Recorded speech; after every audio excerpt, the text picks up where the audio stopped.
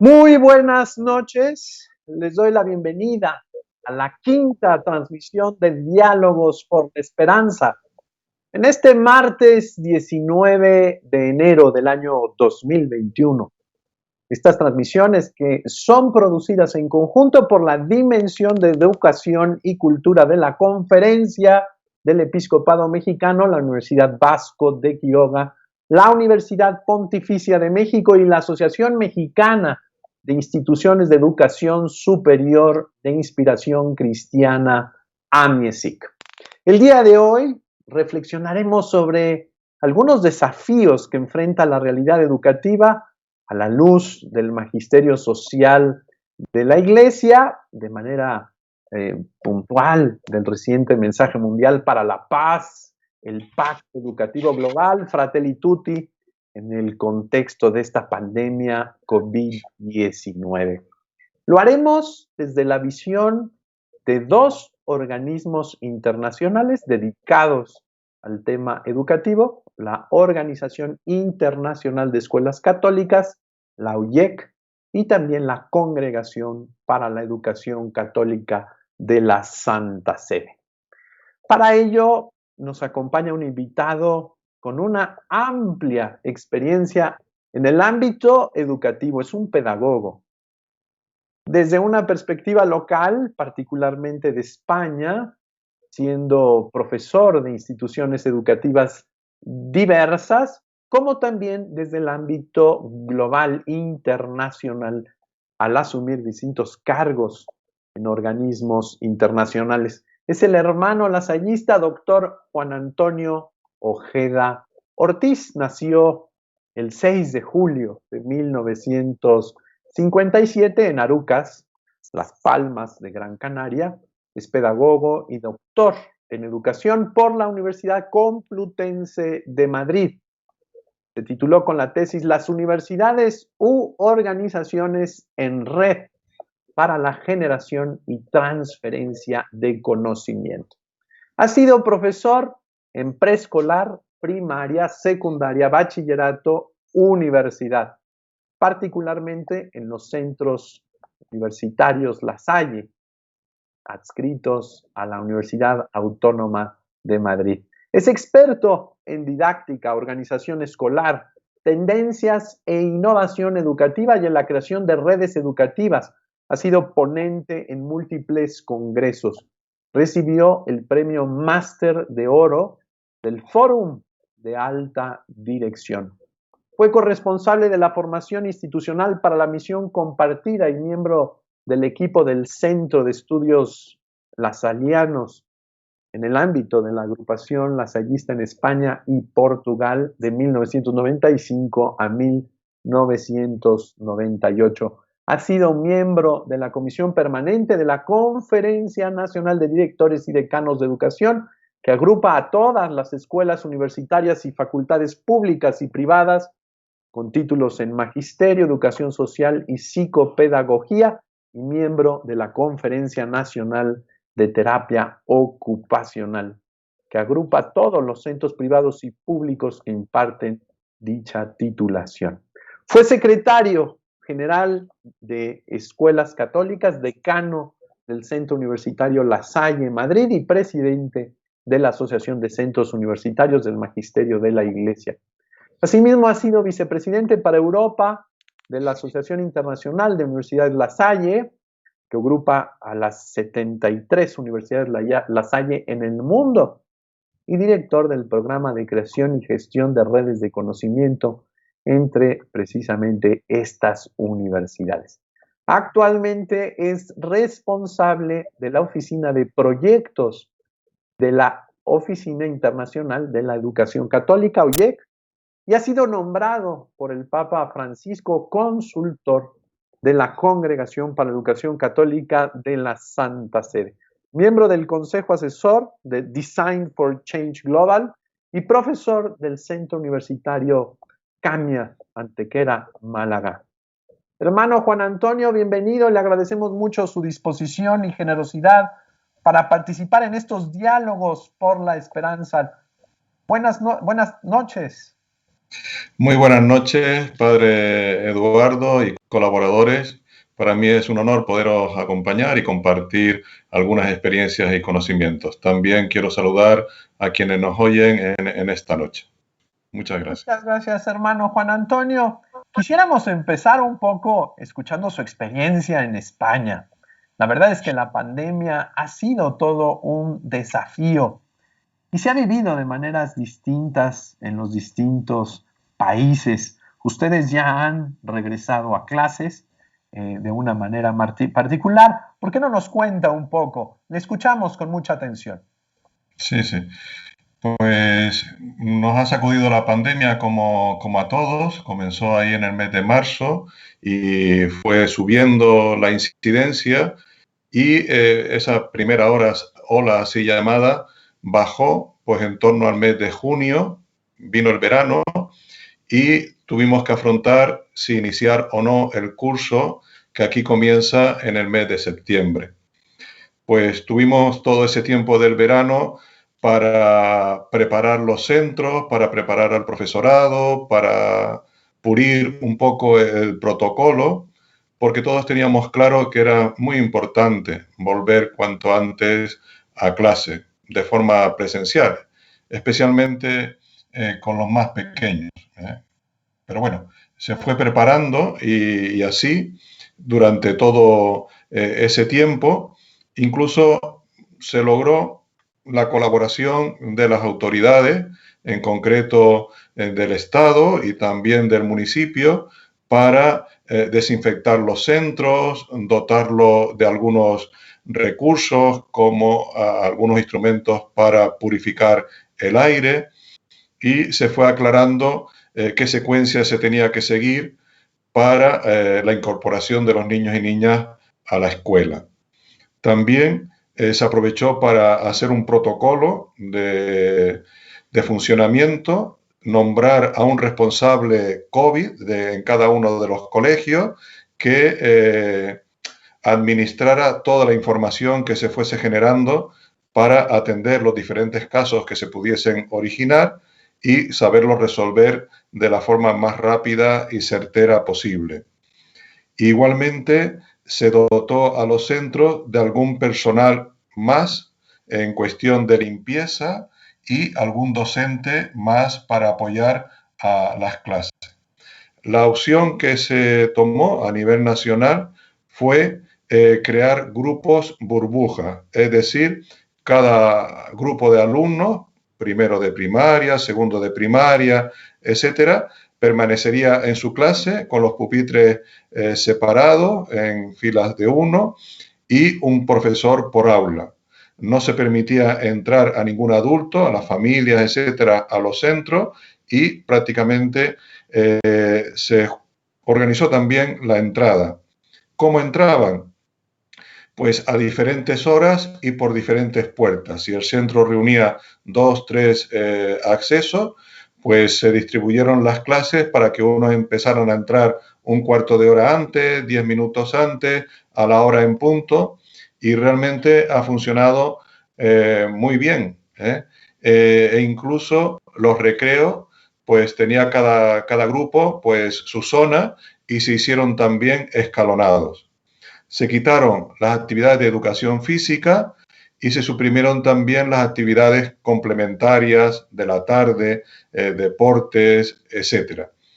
Bueno, con todo este protocolo, por así decir, se dio comienzo al curso, todo el mundo con mucho miedo, la familia, los alumnos, los profesores, incluso los profesores muy equipados también, con una bata, con su mascarilla, algunos se llegaron a poner incluso en gafas protectoras, etcétera.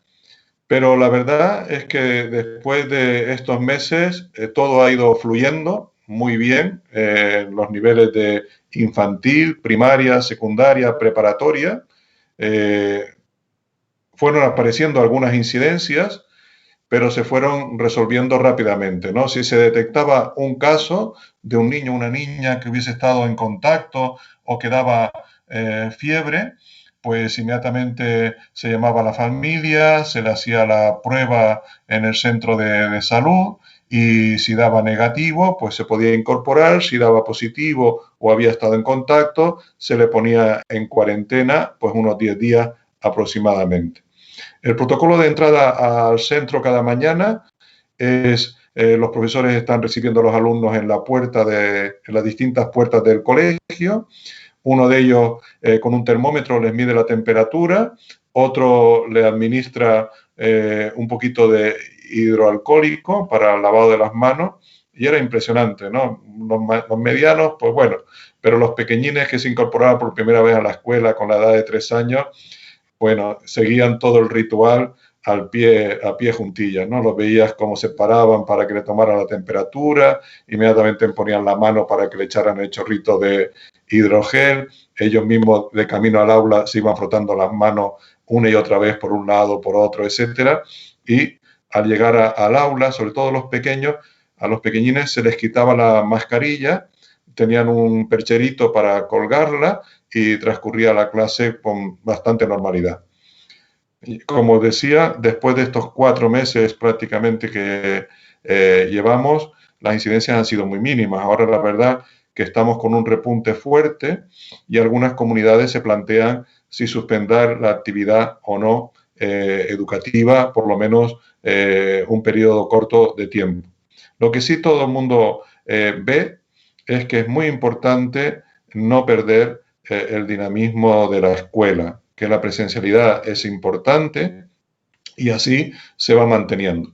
Donde más dificultades se ha tenido es en la universidad, dado que la movilidad de los estudiantes es mucho mayor, ellos tienden también a agruparse, vienen de pueblos diferentes, se meten en un piso de uno en otro, entonces esos grupos burbujas, por así decirlo, de intentar que no se mezclen excesivamente, pues no resulta fácil. De hecho, arrancamos también a mediados de septiembre con la universidad y al mes y medio en muchas regiones del país se tuvo que tomar una alternativa, o bien tener las clases mitad un grupo, mitad otro grupo, y así días alternos ir y venir, o bien suspender y pasar a formato online. Muy bien, Bueno, es hermano. una experiencia, ¿no? Me parece que es muy interesante escuchar lo que desde hace 4 meses la comunidad educativa en España ha ido levantando, porque podríamos decir que el protocolo se fue construyendo conjuntamente con la ayuda de directivos, maestros, padres de familia, y me parece que ha sido toda una experiencia de corresponsabilidad. Todo aquello que planteaba la Congregación para la Educación Católica, con Educar para un Humanismo Solidario, con el Pacto Educativo Global. Parece que ustedes en España han aprovechado esta cuestión de la pandemia para ponerlo en práctica. Y este es el tema que quisiera empezar a dialogar con usted después de este compartir sobre la experiencia en España, la corresponsabilidad en la educación, querido doctor hermano Juan Antonio. Detrás de Fratelli Tutti, detrás del mensaje para la paz que nos llama a construir una cultura del cuidado, camino para la paz, detrás de Laudato Si, y precisamente después de todo este andamiaje que ha ido poniendo el magisterio de la Iglesia con el tema de emergencia educativa hasta pacto educativo global, me parece que esta es la constante, la corresponsabilidad en la comunidad educativa. Lo escuchamos, hermano, adelante. Sí, yo también comparto esta misma inquietud. Yo hablo de corresponsabilidad y sobre todo de colaboración. Incluso antes de estas últimas encíclicas del Papa, ¿no? Si nos remitimos al Vaticano II, en Gravissimo Educationi, se nos decía que era importantísimo la colaboración entre la escuela, la familia y la sociedad. Incluso nos invitaba a desplazar a profesores que fuesen a ayudar a otros centros para mejorar la educación que en ellos se daba. Esto ha sido una constante y hoy día, en tiempos de pandemia, ha quedado muy de manifiesto. Si queremos sacar adelante un proyecto educativo sólido, tenemos que colaborar. De hecho, cuando estamos preparándonos para acoger a los niños en las escuelas, pues hubo muchas reuniones con los padres donde se les explicó detalladamente qué protocolo, cómo tenían que venir equipados, cómo tenían que traer su desayuno, que era importante que no intercambiaran ningún objeto, que cada uno tuviese el suyo, etcétera. Y a pie juntilla, los niños venían perfectamente aleccionados por sus padres. Y los padres no interfirieron tampoco en la vida del centro, y las autoridades municipales pues también se vieron, hubo cierta discusión, si público, si privado, pero al final optaron por atender a todos los colegios de la ciudad indistintamente, pues mandando máquinas para desinfectar los patios, apoyando en el tema de la limpieza, dotando a los centros con esas máquinas para purificar el aire, y bueno, ha ido funcionando muy bien. Yo creo que el siglo XXI es el siglo de la colaboración, ¿eh? Y, y esa colaboración hay que tejerla. Venimos de un paradigma diferente, de un modelo de actuación muy distinta, muy competitivo, muy individualista, donde cada uno se tiene que buscar la vida por su lado. Pero si realmente queremos que la educación resulte eficaz, tenemos que unir fuerzas entre todos los agentes educativos, ¿no? Desde dentro del centro y con otros centros y con la municipalidad y con la parroquia, etcétera, ¿no? De esa forma actuaremos muchísimo mejor. Me parece que ahí está el cambio de época.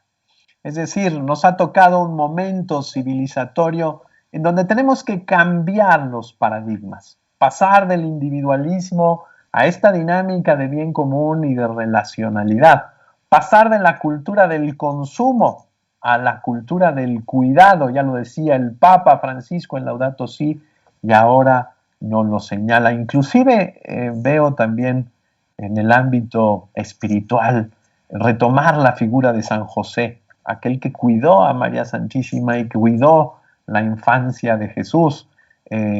Curiosamente, el Papa empezó su ministerio petrino en esa fiesta de San José y hoy nos vuelve a relanzar, a ver a este hombre sereno, a este hombre no autorreferencial, sino en servicio a la vida de María y de Jesús. Lo escuchamos, hermano.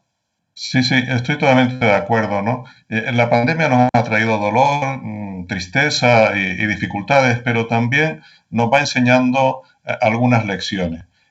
Yo interpreto esto del cuidado como ver la vida desde los otros, ver la vida desde los otros. Y siempre lo hemos visto de forma egoísta, yo hago esto porque creo que tengo que hacerlo, no pienso en los demás, pero la pandemia nos hace pensar en nosotros, pero también nos hace pensar en los demás. En las últimas décadas, la escuela, la misma educación, se ha vuelto un tanto caduca, no está respondiendo a los desafíos y necesidades actuales. Y yo lo suelo decir con una palabra bueno, que por lo menos es muy clara y nos sitúa mejor en el escenario, ¿no? En el diagnóstico. Y es que la escuela se nos ha vuelto antipática. Se nos ha vuelto antipática para los propios alumnos, para el profesorado, para su familia.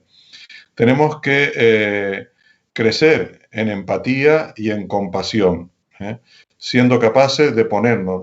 Las grandes dificultades que ahora venía antes de la pandemia, aumentaba el bullying, el acoso, muchos niños se sentían fracasados dentro de la escuela y nadie les atendía porque era un sistema excesivamente competitivo. Hoy es importante no descartar a ninguno, que todos salgan adelante, y para que eso sea posible no es responsabilidad individual de los propios niños, que es un vago, que no estudia, que no se interesa. Es una responsabilidad del profesor, indudablemente, pero es una responsabilidad también de los propios compañeros que tienen que colaborar entre ellos y educarse unos a otros, aumentando ese nivel de empatía y de compasión. Es importante que todos avancemos y recibamos la educación que nos merecemos dignamente unos con otros. Gracias, doctor. Hermano Juan Antonio, es importante decirle a nuestro público que por razones de horario Este programa ha sido grabado previamente, pero participe en nuestras redes sociales. Nosotros estaremos pendientes para poder también contestarle y poder comentar y, por supuesto, responder a sus alumnos. Hermano Juan Antonio, no quisiera desaprovechar la oportunidad. Estamos en medio de un pacto educativo global que fue convocado antes de la pandemia. En el mes de septiembre del año pasado, el Papa Francisco nos sorprendió con este videomensaje en donde nos decía, nos vemos en mayo porque vamos a lanzar un pacto educativo global.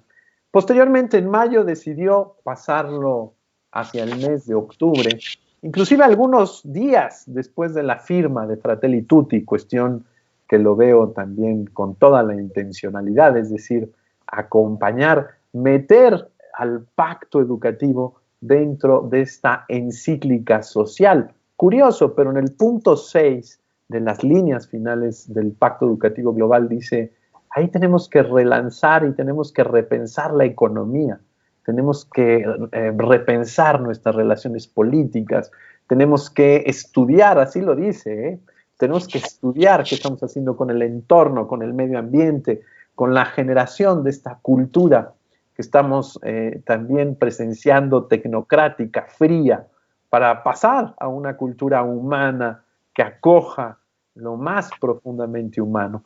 Usted está participando, por supuesto, en la UYOEC, de esta dirección muy importante de proyectos especiales donde se encuentra precisamente este Pacto Educativo Global y, por supuesto, participa de las plenarias de la Congregación para la Educación Católica. No sé si nos pueda ir platicando un poco de cómo entender este Pacto Educativo Global y precisamente cómo plantearlo hacia adelante. Las conferencias episcopales, estamos ahí pendientes también de lo que nos diga la Santa Sede. Pero bueno, platíquenos un poco, lo escuchamos. Muy bien, muchas gracias. Sí, yo creo que el pacto educativo es todo un reto y forma parte del proyecto del pontificado del Papa Francisco. A lo largo del pontificado ha mostrado un gran interés por la educación.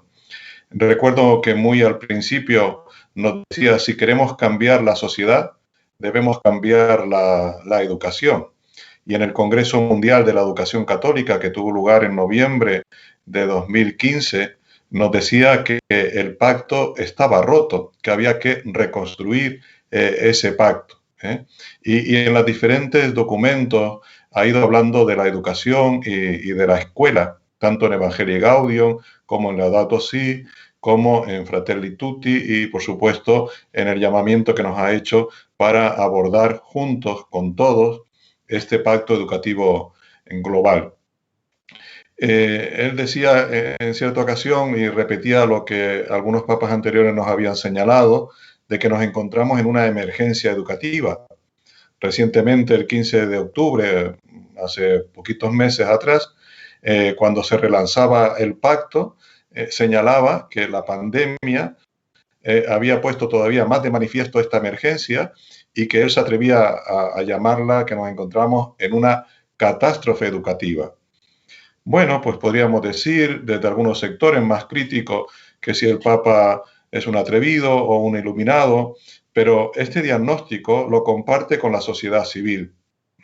La sociedad civil, la UNESCO, la ONU, ya no venía insistiendo igualmente que la educación se viene deshumanizando, que es necesario aumentar la calidad, una calidad educativa para todos, no solamente para los ricos y pudientes, sino que los pobres también se merecen una educación de calidad, de vanguardia al día, y que todos los organismos expertos e informes internacionales venían detectando que la actual educación, los actuales sistemas educativos estaban siendo caducos, no estaban respondiendo a las necesidades y desafíos de los nuevos tiempos.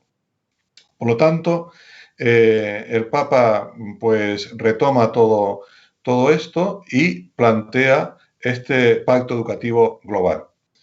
Sin duda alguna, al Vaticano, a las autoridades, a los ministros, a los países, les corresponde desempeñar en este escenario un papel importante, pero también podemos todos sentirnos corresponsables y tomar la iniciativa, no esperar.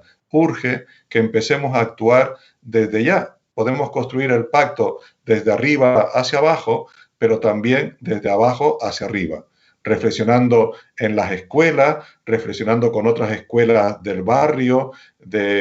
Cuando digo reflexionando en las escuelas, pues propiciando reuniones entre profesores y alumnos, entre alumnos en sí mismos, profesores, alumnos, familia, en fin, toda la comunidad educativa, junto con otras comunidades educativas del entorno, incluso con la misma municipalidad, vamos a ir tejiendo y construyendo una sociedad local, pues, educadora, en el sentido de una sociedad local, un municipio más humano, más solidario, más fraterno, más sostenible. Y de así, pues, nos juntamos varios municipios, una región, un país, un mundo, ¿no? Por lo tanto, todos estamos convocados para empezar a reflexionar, a establecer algunos criterios, ver qué cosas podemos hacer en común. Me parece muy interesante que en estos llamados del Papa, cuando nos explica el pacto educativo y lo que se pretende, pues él se ha ido atreviendo a definir la educación. Yo resaltaría 3 definiciones de educación que me parecen muy fáciles de recordar y son todo un programa de actuación. Insiste por activa y por pasiva, en primer lugar, que educar es amar. Necesitamos indudablemente profesores competentes que sepan muy bien la materia, pero fundamentalmente que sean cariñosos, acogedores, amorosos con los estudiantes. Ellos esperan que la escuela sea un oasis de paz. Vienen de situaciones familiares, sociales, ambientales muy rotas, muy conflictivas, llenas de dolor y tristeza. Y cuando asisten a la escuela necesitarían encontrar una palabra amiga, una bondad, una mayor comprensión. Por lo tanto, primera pista, educar es amar.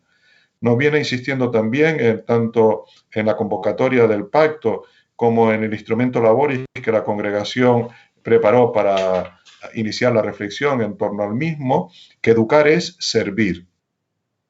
Normalmente venimos del modelo de escuela tradicional donde el alumno era el que servía al profesor porque estaba pendiente de sus dictámenes, pero hoy día el profesor está al servicio del alumno y educa al alumno para servir a la sociedad. Por lo tanto, en esa amalgama del servicio tenemos que construir esta nueva sociedad. Por lo tanto, cuando hablamos de servir, estamos hablando de una educación transformadora que no es simplemente llena la cabeza, sino que cambia la vida personal y cambia la vida del contexto donde esas personas se desarrollan.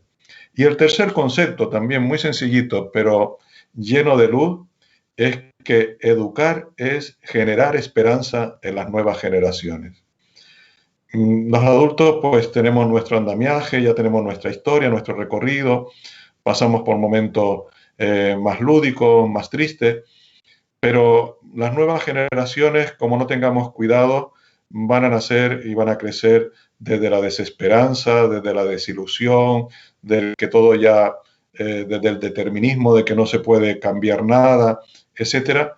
Y el Papa nos insiste una y otra vez que tenemos que generar esperanza, ilusión, alegría en estas nuevas generaciones para que esa esperanza sea el motor que les empuje a cambiar sus vidas y su contexto.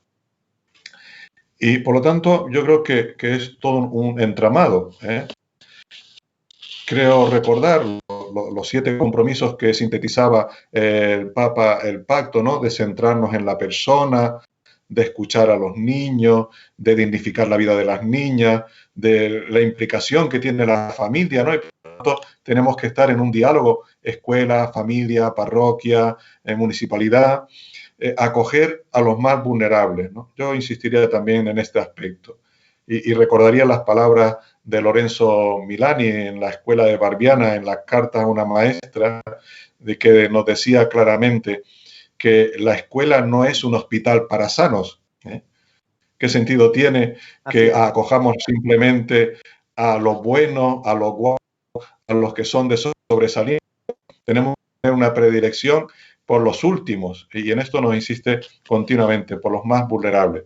Y lo que tú decías anteriormente, hemos de cambiar el modelo de vida, de sociedad, de economía, de política, para que realmente sirva más a la persona y sea mucho más humano y fraterno. Y por último, cultivar y mejorar la relación con la casa común. Yo a este respecto, no quiero hablar de mi libro, como dicen algunos, pero por circunstancias de la Adelante. vida, me tocó coordinar este libro a nivel internacional, que nos habla de Luces para el Camino, Pacto Educativo Global. En este libro han participado 220 personas de más de 45 países, aportando pequeñas pistas de por qué es necesario este pacto al que nos invita y nos llama el Papa, y nos da algunas indicaciones de algún criterio, alguna acción a acometer. Este libro lo fraguamos entre los meses de marzo a junio, durante la pandemia, lo más crudo de la pandemia. Fue muy difícil recoger las opiniones porque la gente estaba como desconcertada, tenía que atender ciertas obligaciones, pero al mismo tiempo la pandemia iba creciendo y esto nos descolocó un poco a todos. Y ya antes de estos compromisos que nos ha indicado el Papa, nosotros pulsamos también la opinión de niños y jóvenes. En concreto, contestaron 67 niños de 17 países. Fue una experiencia también muy bonita. Y simplemente por ver, bueno, ¿y qué pueden decir los niños a este respecto? Pues decían cosas así tan grandes como: quieren aprender lo que no les enseñamos en la escuela. Y Y claro, ¿y qué es lo que no le enseñamos en la escuela? A ser mejores personas Así es. y a convivir mejor entre ellos. Estamos muy empeñados en enseñarles matemáticas, lengua, un segundo o tercer idioma, y ellos quisieran pues llevar una vida más sana, más centrada en las virtudes, en los valores, en definitiva, en el ser, en ese pilar de la educación que ya nos señalaba el informe de la UNESCO, de Delors, cuando nos decía esos 4 pilares. Pues ellos subrayan que el pilar más importante es el aprender a ser persona. Y el segundo que indicaban, aprender a convivir, para ser mucho más fraternos, solidarios. ¿Y cómo pueden aprender a convivir si desde que entran en el aula le decimos: niño, calla, siéntate uno detrás de otro, no te muevas, no hables con el de al lado? Pues tendrán que relacionarse, trabajar más colaborativamente. Bueno, ahora en este tiempo de pandemia no, pero en la forma habitual, pues sí que tendrán que convivir, relacionarse y en algún momento pues hacer un poquito más de ruido, etcétera, pero se aprende a convivir conviviendo. Y la escuela es un lugar de aprendizaje, pero al mismo tiempo es un lugar para aprender a relacionarse. Y lo que aprendan en la escuela es lo que van después a llevar a sus contextos sociales, familiares, ambientales. Muy bien, hermano Juan Nos, Antonio, si usted me permite, pondríamos ese link de ese libro tan valioso en nuestras redes sociales. Decirles que participaron muchos mexicanos. He estado yo repasando este libro, que es muy importante porque es un diálogo intergeneracional. Yo creo que el Pacto Educativo Global acentúa 2 cosas fundamentalmente. En primer lugar, el método, el diálogo y el encuentro entre todos los agentes que conforman la comunidad educativa, los padres de familia, los directivos, los maestros, los alumnos, la comunidad administrativa, pero sobre todo el diálogo con aquellos que servimos, es decir, con la sociedad, con ese ambiente que rodea al colegio próximo. Ese es un punto que me parece muy importante, el método, diálogo y encuentro, sí, subrayando el intergeneracional. Adelante, le y si escucho. me permite, del diálogo, lo más importante que señala tanto el Papa como cualquier otro es la escucha. Que normalmente cuando hablamos de diálogo, casi se nos ocurre que tenemos que hablar y hablar.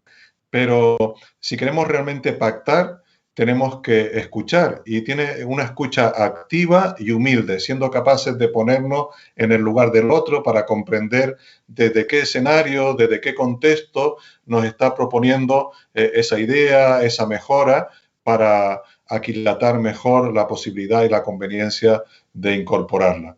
Desde ahí, perdona que te haya interrumpido, No, me pero... parece muy afortunado porque dentro del magisterio social, si algo insistió nuestro querido Papa emérito Benedicto XVI, sobre todo con la Caritas in Veritate, es precisamente esta actitud de gratuidad y donación. Y el Papa Francisco, sin duda alguna, lo recoge. Yo recuerdo aquel encuentro fabuloso que organizó la UIEC en Nueva York, al cual tuve la fortuna de Exacto. asistir. Cómo el Papa insistió en su mensaje inaugural sobre esto. Es decir, los pasos que tenemos que dar en la educación no están en esta dinámica de instrumentalización, de operación, de tecnocracia, de armar grandes proyectos, de entrar en esta dinámica mercadológica, de entrar en esta agitación espiritual por querer poner a las escuelas en un camino. No, el No. Papa Francisco es un jesuita. El Papa Sí. Francisco cree en la conversión fundamental del corazón. Y esto se da en la experiencia del servicio en la comunidad. Usted ya lo señalaba muy bien, amar, servir y generar esperanza. No generar ruido, no generar acciones, no generar mercados, no generar esta actitud tecnocrática, agitada, como muchos piensan. Yo creo que es muy importante ir definiendo esto. ¿Qué es el pacto educativo? ¿Qué quiere el pacto educativo? ¿Y qué no quiere el pacto educativo global? Porque me parece que tenemos que vislumbrar con toda la amplitud de la mirada. Y precisamente aquí está Fratelli Tutti. Es decir, para ser hermanos, yo tengo que estar en esta dinámica de acoger al otro, de saberme responsable y sobre todo servidor del otro. El otro no es para mí, sino que yo soy para el otro. El otro no es para que haga lo que yo digo, lo que yo mando, lo que yo, con mi agitación y mi pragmatismo arrollador, ¿no?